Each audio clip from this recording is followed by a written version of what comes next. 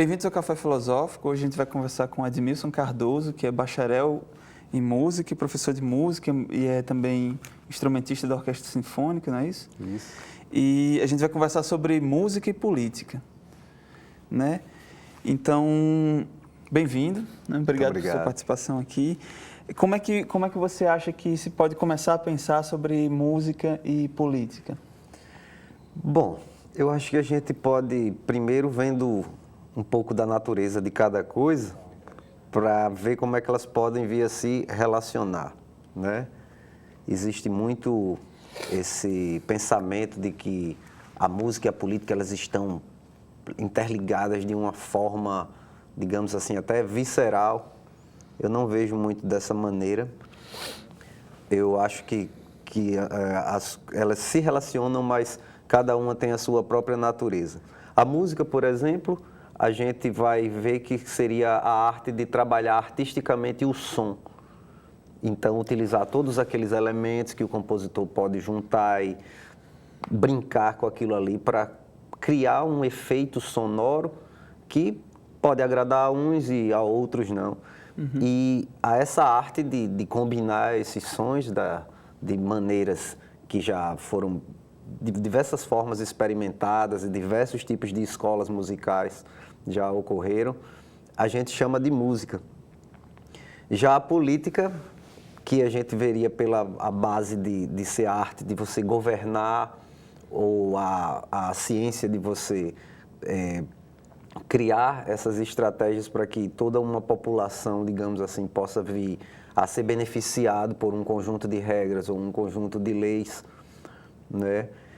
Então, assim, dá para você ver pelas naturezas que são coisas distintas. No entanto, tudo se relaciona porque, de uma certa maneira, tudo ocorre pelo homem, né? Pelo ser humano. Então, o ser humano que faz música também é o ser humano que participa de uma sociedade, é o ser humano que vota, é um ser humano que influencia. Que milita politicamente. Exatamente. E, além desse significado da política de ser a arte ou a ciência de governar uma nação ou um estado, também existe essa de você influenciar, de você alterar, digamos assim, o modo de governar a partir de ideias. E eu acho que, nesse sentido, pode existir um link entre a música e a política, não exatamente entre a música e a política, mas entre o músico e a política. Por quê? Porque o músico, ele é um ser que ele adquire visibilidade conforme o seu trabalho vai se desenvolvendo e conforme vai sendo aceito pelo seu público, né?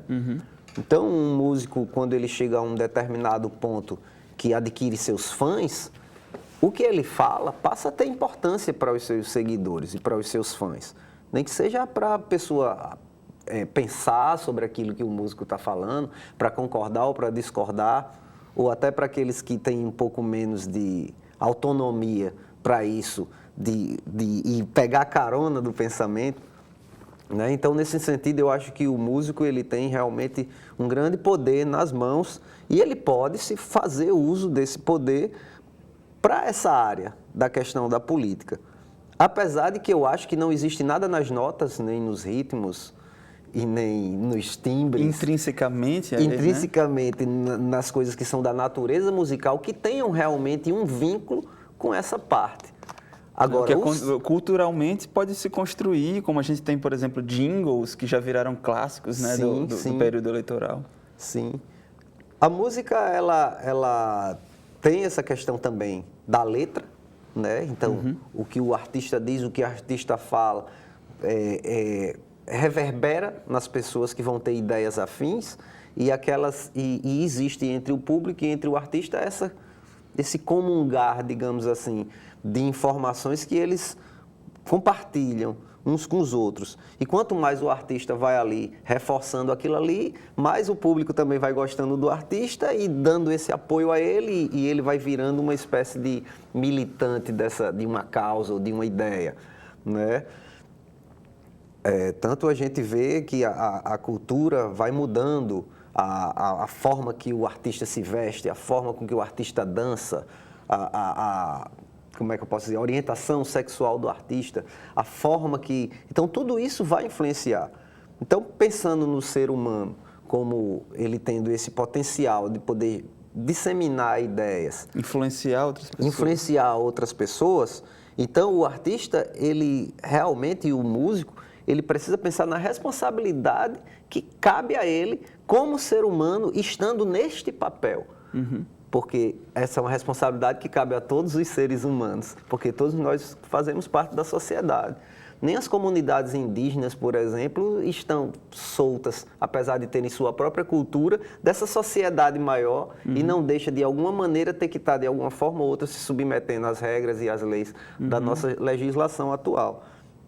Mas eles têm a própria natureza dele e ali a militância deles. E cada um, dentro da sua área, pode fazer isso, né?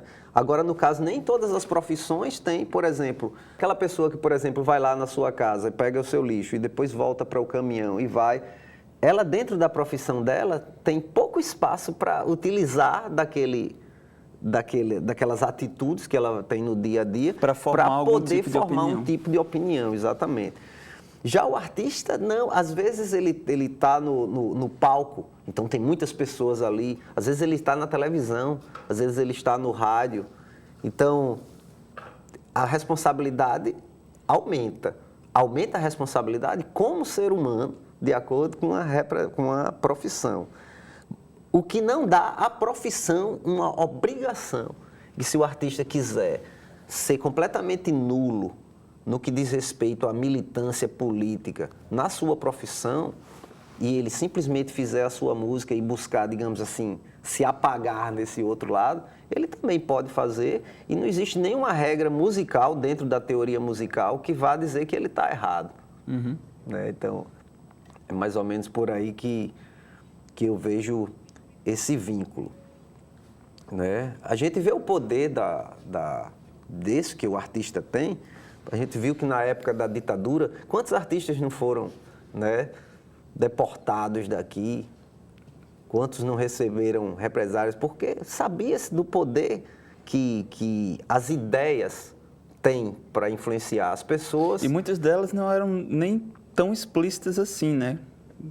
Por exemplo, músicas eram censuradas por pequenos elementos que podiam levar a associações, não existiam músicas panfletárias, às vezes, como se espera que o indivíduo produza. Né? Em torno de 68, eu acho que foi 68, um filósofo alemão chamado Luiz Althusser lançou um livro chamado Aparelhos Filosóficos do Estado, falando justamente como é que o sistema capitalista, em sua ascensão, necessitava criar uma sociedade, um novo pensamento, um novo comportamento social para que as ideias que estavam ali na efervescência pudessem ser melhor acatadas e que os comportamentos dessem apoio para que o que era interessante para os criadores, digamos assim, desse sistema. Então, os aparelhos ideológicos falam justamente do inculcar pensamentos. Como inculcar pensamentos? Através de ideias. Fazer você achar que as ideias são suas, quando, na verdade, essas ideias são sistematicamente colocadas na sua cabeça para que você possa ter isso. Então, já se sabia do poder da disseminação de ideias dessa forma sistemática. E aí ele chama como aparelhos ideológicos vários, tipo o aparelho ideológico familiar, aparelho ideológico da imprensa, aparelho ideológico escolar, o aparelho ideológico religioso. Vem depois, na mesma época, o Bourdieu falando sobre a violência simbólica que ocorria na educação, que tinha o duplo arbitrário, que um se considerar como legítimo naquilo que ensina e dois, ter por trás uma outra intenção que ela não está visível, que no caso seria justamente de ir levando as pessoas a um determinado comportamento social, se comportar de uma determinada forma, que isso faria a manutenção desse sistema ocorrer de uma maneira mais eficiente possível. O exemplo é a escola, né? Você tem a organização da escola, como a escola organiza as relações de poder e as atividades escolares e como funciona as indústrias, né? Guararapes, por exemplo, como é que o trabalho é organizado e as relações de poder no ambiente de trabalho muito semelhante a como a escola organiza, ou seja, é como se a gente estivesse treinando, né, os humanos para serem adestrando eles para aquele tipo de trabalho. Exato. E o que fala da violência simbólica é justamente porque a educação, ela, apesar de estarem todos os alunos ali na mesma sala, há de se saber que a questão cognitiva de cada um varia de acordo com a vivência, as limitações e o acesso que essas pessoas têm às informações. Ou seja, uma criança que é filha de alguém que não tem condições de comprar para ela, por exemplo, livros, ou levar ela a um concerto de uma orquestra, ou essa criança, ela vai ter uma experiência menor do que aquela cujos pais, pelo contrário, teriam dinheiro para comprar livros, dinheiro para comprar, sei lá, DVDs, ou dar acesso à internet, ou levar num concerto, curso de línguas. Então, quando essas duas crianças chegam no mesmo ambiente escolar, naturalmente, uma vai se sobressair em relação à outra, a ponto de, às vezes, até uma delas ser reprovada e ficar para sempre aquele nível abaixo. Uhum. Também, na mesma época que o Bourdieu e o Althusser fizeram esses livros, houve um autor chamado Stabler, que ele falou da escola dual, e ele fez uma pesquisa que nas escolas francesas apenas 20% da população que chegava nos níveis mais altos eram pessoas que eram filhos da classe dominante. Uhum. E todo aquele resto ia ficando nos outros níveis e acabando arrumando um emprego ali naquele nível. Acho que o assunto da gente acabou mudando muito, mas só para dizer que sabe-se que as ideias e a disseminação das ideias e a forma sistemática de se colocar uma ideia na cabeça faz haver aqueles simpatizantes e os indecisos acabam se convencendo. E esse poder é grande na arte, porque a arte, além dela ter esse poder mesmo disseminador de ideias através da palavra, ela mexe com a questão emocional. Uhum. Ela mexe com a questão do seu desejo, de você querer ser igual ao artista. A gente se veste igual ao quem a gente é fã. Que isso pode ser usado muitas vezes, por exemplo, como propaganda de estilos de vida, como a gente tem a rádio toda hora tocando música para as pessoas, dizendo para elas, as músicas estão dizendo coisas, compre isso, seja aquilo, vá para a balada, tenha um carro grande, né? Goste de vodka. É verdade. É muito interessante a gente ver também como até que ponto se existe por quem produz a consciência desse tipo de ideias. Porque a gente vê, por exemplo, no início ali daquela época que a gente via o jazz e o blues, uhum, e depois o advento do rock and roll, nessa época vinha uma coisa chamada rhythm and blues, que era todos aqueles gêneros oriundos ali da influência da cultura negra. Uhum. A cultura branca da época se via de alguma maneira ameaçada por essas ideias, principalmente no que diz respeito aos mais jovens. Uhum. Influenciava seus filhos a não ouvir música, não escute música, essas músicas, rhythm and blues, porque essas músicas fazem você ter pensamentos, digamos assim, que não seriam socialmente aceitáveis. É tanto que já teve produtores que dizem que se a gente conseguisse um ídolo branco que tocasse como esses camaradas, a gente ganharia muito dinheiro. E daí vem o Elvis Presley, na mesma época que tinha o Little Richard e o Buddy Holly. Todas as pessoas com capacidade igual ou superior, apesar de que a gente não mede capacidade de artista dessa forma, mas pela estética musical que ambos apresentavam, eram tão bons quanto, e poderia ser tão agradável quanto para um ouvinte, independente da cor. Mas o ídolo que entra para a história é o branco. Isso. Né? E essa questão da world music, de pegar um artista e conseguir colocar para o mundo inteiro, eles viam que quando o jovem tinha dinheiro, aquele jovem que foi lá na guerra e foi soldado e depois voltou e já se aposentou, ou aquela jovem dona de casa que o marido lá na guerra se viu estimulada a poder... Falando daquela sociedade prototípica americana. Isso. Aquela sociedade que ia querer... Aquela mulher que começa a ter um pouco mais de autonomia e as pessoas começam a ver isso como uma possibilidade de comportamento social de homens e mulheres e jovens. Então o pessoal começa a ver, poxa, o jovem está comprando camisa, o jovem está comprando disco, o jovem está botando a fichinha lá na Jukebox. Então vamos criar esse mercado para essas pessoas. Então, tinha realmente aqueles olheiros antigamente que quando viam que uma banda agitava o público, já produzia logo para lançar aquelas curta-metragens, um discozinho pequeno. Disquinho, que era só uma música de um lado e uma música do outro. Lançava aquilo ali. Se entrasse digamos assim, na medida ali da Billboard, que era uma revista que tinha, então já lançava o longa. E aí já botava o cara para fazer turnês mundiais. Então, tudo isso... E já começava a influenciar na produção. Por que você não fala disso? Por que você não... Isso. Né? E outra coisa, junto com isso, vinha a indústria, que é a indústria que estimulava o seu desejo, digamos assim. Então, apareceu nessa época, você vê aqueles vídeos como o The Wild One, que agora eu não lembro, que tinha aquele autor... que ele era bem bonito, todo mundo... acho que era o Marlon Brando, se não me engano. Deve ser. Que ele vinha com aquela jaqueta, motoqueiro, selvagem, todo mundo... Então, as pessoas começavam a se vestir daquele jeito. Então, acho que, junto com a música, vem a questão do cinema também, criando esse estereótipo, né? O roqueiro, como é que um roqueiro se veste?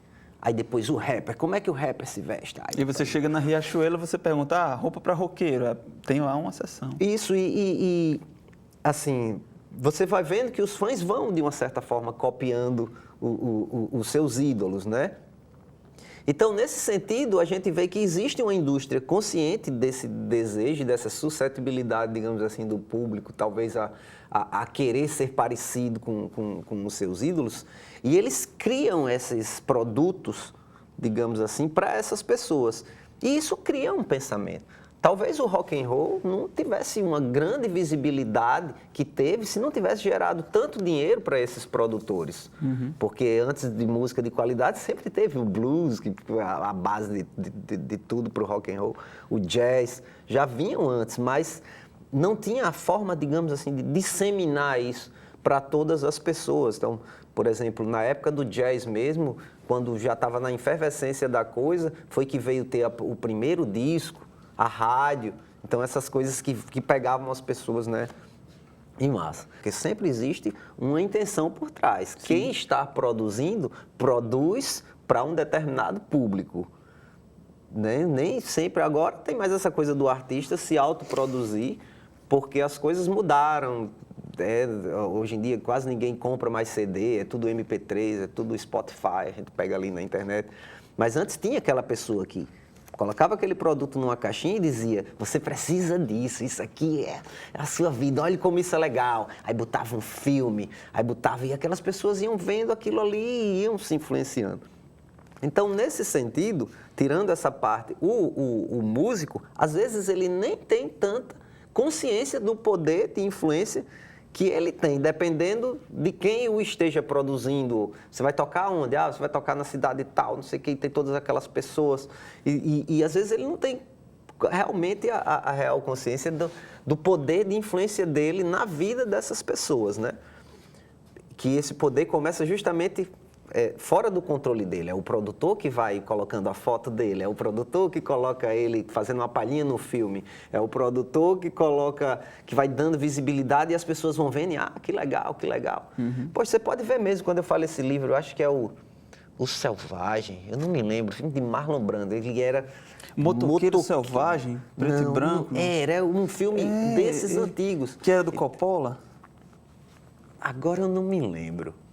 Mas eu sei que aparece esse estereótipo do camarada que curte rock, com aquela jaqueta preta de couro, em cima de uma motoca. Isso cria um símbolo, entendeu? As pessoas isso começa a ser uma espécie de objeto de desejo. Tipo, Elvis Presley mesmo, quantos filmes ele participou? Elvis Presley era um cara bonito, entendeu? Quem via Elvis Presley ali naqueles filmes, aí cantando, e aquilo influencia, as pessoas começam a querer copiar, né? E, tirando isso, hoje em dia, já existem muitos movimentos, por exemplo, existem muitas pessoas da linha do hip hop que fazem letras que são realmente militância, falando sobre algo político, falando sobre algum comportamento social que está inadequado ou algo que precisa melhorar. Então, essas pessoas utilizam a questão poética e a questão da palavra, da poesia, diretamente para dar esse poder de influência. Além desse poder, digamos assim, que está por trás do desejar ser como. Mesmo que a pessoa não diga nada. Sei lá, por exemplo, você vê um Chico Buarque da vida, ele é daquele jeitinho dele todo assim, todo... Cara, com muitas ideias, mas quanto as letras dele no passado não falaram sobre política ou não ironizaram de alguma maneira. Tipo, afasta de mim esse cálice. Utiliza a palavra poeticamente como um cálice, como uma taça, mas foneticamente está falando como um verbo. Silenciamento, né? Exatamente. Então, existe esse poder que realmente... Porque quando você tem um poder de influência, eventualmente você pode usar ele para levar as pessoas a um esclarecimento em relação à situação política problemática, né? Às vezes, eu mesmo me pergunto, porque eu tenho, quando a gente falando da política normal, do nosso dia a dia, quem é o presidente, quem é o governador, E às vezes eu entro nessas discussões, por exemplo, em redes sociais, e depois eu penso assim, poxa, eu estou discutindo com o meu público, né? Porque quando eu estou tocando, são essas pessoas, eu não sei quem é exatamente meu público, mas pode ser uma pessoa dessas que eu estou discutindo. Então, até você pensa assim, será que essa pessoa vai ficar chateada comigo? Vai deixar de ir no meu show? Aí você começa a se perguntar, qual é a minha responsabilidade enquanto músico, enquanto uma pessoa que tem visibilidade, que tem alguns seguidores, que tem pessoas que vão simpatizar comigo, vão ter pessoas que vão antipatizar também. Mas qual é a minha responsabilidade nesse sentido político, utilizando essa plataforma, digamos assim, que é o palco, ou que é um momento, por exemplo, que eu estou aqui dando uma entrevista num programa de televisão ou numa rádio. Então, eu acho que... Um exemplo também do Roger Waters, né, que veio tocar aqui no Brasil e tinham fãs do Roger Waters que, não, sei lá, ficou aquele clima estranho, né? Foi, é verdade. Que ele se posicionou contra uma situação de opressão por parte do governo e muitos fãs dele, na verdade, acharam que esse posicionamento era errado por parte dele. Pois é. Né? Ficou esquisito, ficou um ruído entre... Para você ver como essa relação ela é tão estranha, porque ao passo que tem gente que acha que o músico ele tem a obrigação dessa militância, tem outros que acham que talvez ele não deva ser mais isento, digamos assim. Um outro exemplo próximo agora foi um cartaz da banda Dead Kennedys, que a produção fez um cartaz criticando, de uma certa forma, o governo. E depois a banda não quis o vínculo. Disse, não foi a gente que fez o cartaz. Deu burburinho demais, né? Deu burburinho demais, não fomos nós que fizemos. Então, muitos fãs, por exemplo, se sentiram traídos pela banda, porque é uma banda que tinha esse cunho já da música punk, da música que sempre traz essa questão anarquista, enfim, que traz algum tipo de consciência também política. Geralmente as bandas punks elas estão mais vinculadas diretamente a esse tipo de letra e a esse tipo de ideia, né? Então alguns fãs se sentiram, poxa, os caras não admitiram que fizeram o cartaz e tudo. Então é tudo muito complicado. Eu acho que cabe cada artista, cada músico se perguntar como é que ele quer, porque assim a política existe para todo mundo, não é só para o artista, é para o médico, é para o pedreiro, é para a dona de casa, está todo mundo envolvido e todo mundo tem uma grande responsabilidade. Já que o artista, digamos assim, tem um pouco mais de visibilidade do que os demais... Talvez, na verdade, se a gente tivesse o costume da participação política geral maior, isso não ia ficar querendo ser incutido, na verdade, nos artistas e nas celebridades, né? Exatamente. Porque o que a celebridade tem a mais é justamente a visibilidade e o poder de influenciar a partir da simpatia. Como eu digo, o cara que vestiu a camisa de couro por causa do Marlon Brando, ele viu lá, achou o cara bonito e disse, poxa, eu quero também, isso aí vai ficar legal em mim, entendeu? Então tem esse poder mesmo em si e como com certeza o que essas pessoas falam, também quem gostam deles pela forma de se vestir ou porque tem algum tipo de simpatia, também vai analisar com um pouco mais de carinho do que um desconhecido ou uma pessoa que você vê no meio da rua andando mal vestido ou alguma coisa assim, entendeu? Então, acabou o nosso tempo, foi uma ótima conversa. Muito obrigado pela sua participação aqui. Poxa, eu agradeço demais o convite. Esse foi o Café Filosófico. A gente conversou com o Edmilson Cardoso sobre música e política. O Café Filosófico é um projeto de extensão do Grupo de Estudos de Metafísica e Tradição da UFRN, em parceria com a TVU e com a Rádio Universitária. E quem quiser saber mais sobre o nosso programa, a gente tem o Facebook, Café Filosófico, UFRN. E no nosso canal, a gente publica os nossos programas, que o canal é Café Filosófico TVU. Lá você pode conferir nossos programas anteriores e é isso. Até a próxima.